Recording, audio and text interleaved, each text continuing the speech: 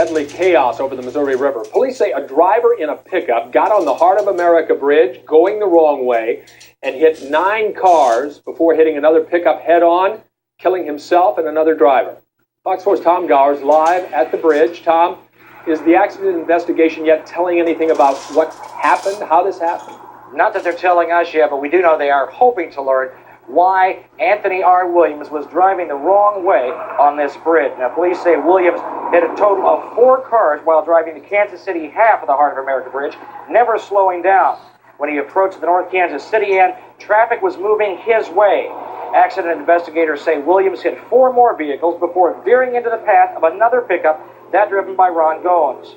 Now, officer says with the amount of traffic on the bridge at rush hour, Goins and the other drivers likely didn't see Williams coming at them and likely had nowhere to go to avoid him. Why Williams was going the wrong way isn't even a factor for Ron Goins' co-workers at MGE. I don't think we've even considered that much. We're still dealing with the fact that he's gone. People are ready to go out and spend the day with him and work with him, and now that didn't happen, and I just think everybody's in shock. Now, a toxicology report due in the next couple of days should tell an awful lot about why Williams was driving on the wrong side of the road.